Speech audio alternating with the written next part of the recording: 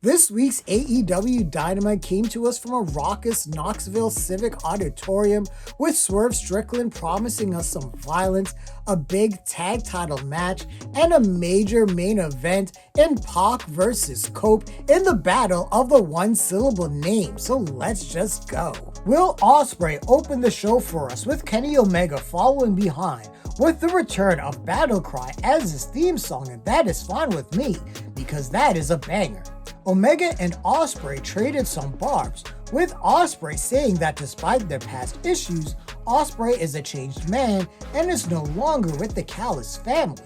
Omega though brings up Forbidden Door and Ospreay trying to brain the man. This brought out Callis, and again, for the second week, Omega is in give no fucks mode and made a beeline for Callis. This Kenny Omega is awesome. Takeshita and Fletcher came out for the beatdown, but Ospreay, after a thought, came in for the save. God damn, what happened next was spectacular. We got a hot, massive arena-wide brawl, with Lance Archer joining in the fray and thrown into a merchandise table for his troubles, and ending with Omega and Ospreay basically acting like the fucking Avengers and just diving off shit from insane heights. From the top of the lighting rig, Omega and Ospreay would challenge Takeshita and Fletcher for AEW Grand Slam. And this was amazeballs, the sort of wild segment that separates AEW from everyone else. To me, this is one of AEW's most iconic Dynamite opening segments. That shot of Ospreay and Omega on the lighting rig in front of that insane Knoxville crowd is burned into my head. We caught up with AEW World Champ Jon Moxley and the Death Riders, which sounds like a band out of Cincinnati, to let Cope know he's in a world he doesn't understand and doesn't have time for relics from the past. Oh, he can just cope with it! Dynamite's first in-ring match was the big AEW Tag Title bout between Champ's Private Party and the Hurt Syndicate. And look, I like Private Party, but they had about as much of a chance to retain as the Dark Universe to be successful after Tom Cruise's The Mummy.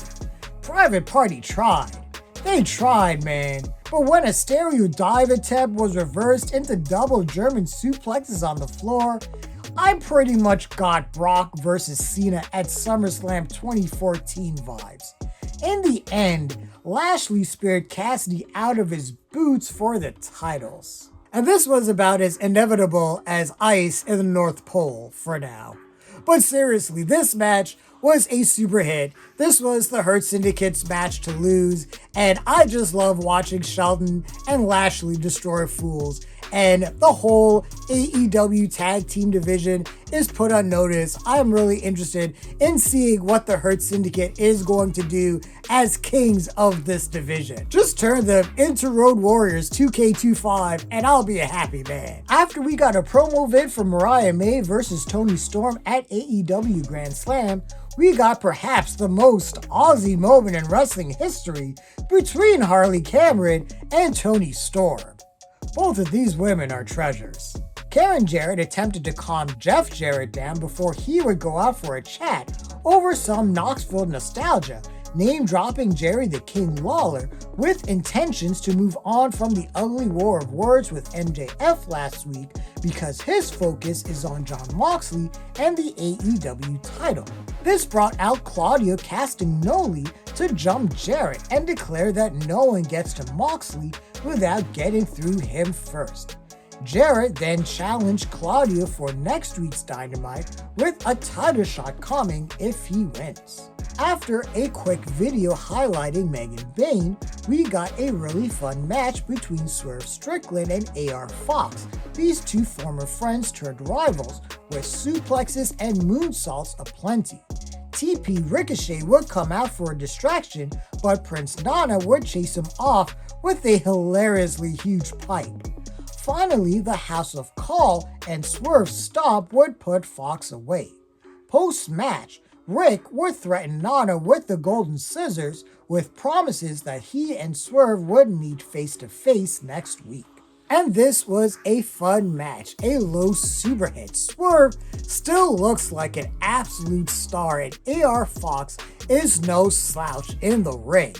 Whose house? After Powerhouse Hobbs brags over getting the pin in the big 12-man tag on Collision, Chris Jericho admonished Big Bill on the New York Minute for being lax about their loss. Bill got serious and made the challenge to Hobbs for Collision. MJF then came out to address the Knoxville crowd, demanding an apology from Jeff Jarrett, as he thinks it's hilarious Jarrett thinks he can win a world title in 2025 without MJF's help. MJF would basically subtly, without not so subtly, threaten Double J, and I think I see where this story is heading.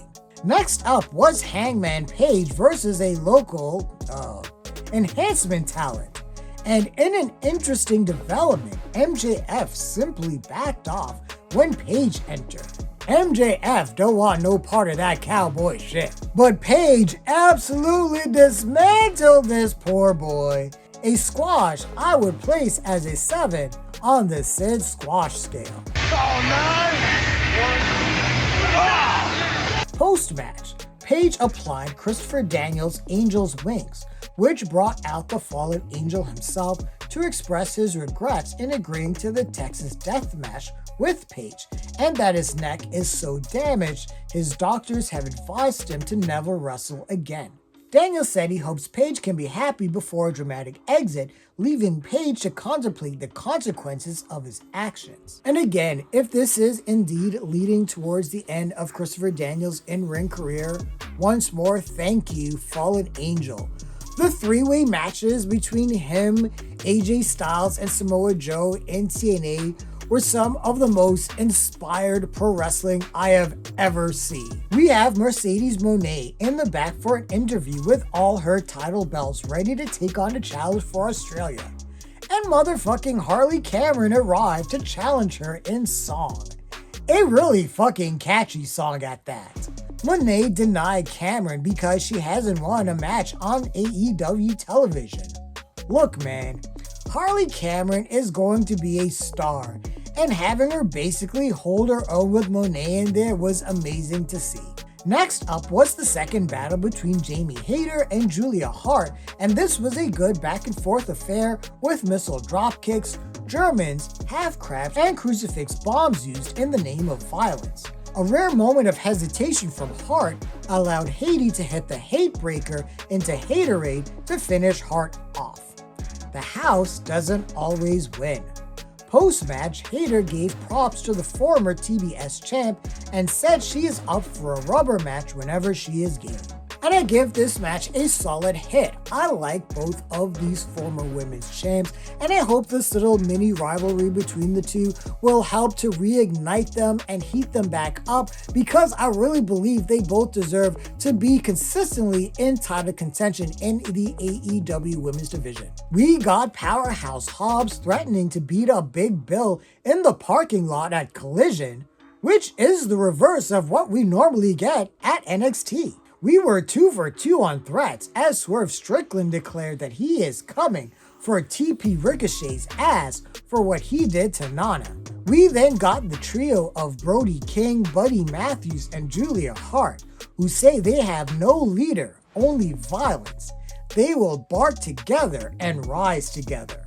Our main event was Adam Copeland against PAC of the Death Riders, and we got a crazy 17-minute dance between these in-ring vets, where the bastard at first tried to take advantage of Cope's surgically repaired neck, but the Rated R superstar was able to fight back from underneath, hitting PAC with a spear to the back and front and nailing him with a TKO for the victory.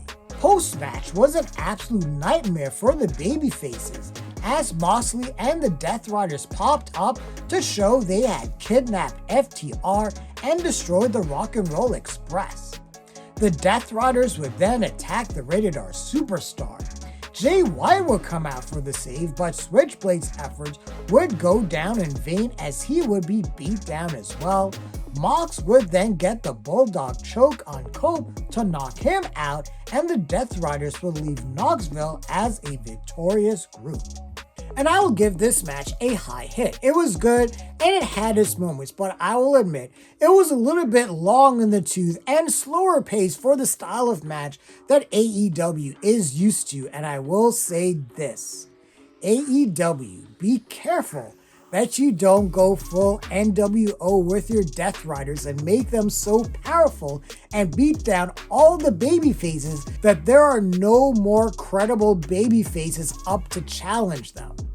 Just saying. But this week's episode of AEW Dynamite was a tale of two shows. While I really enjoyed the first hour, I thought that first hour, especially the stuff with Omega and Ospreay, the tag title change, was some of the best television AEW has ever produced.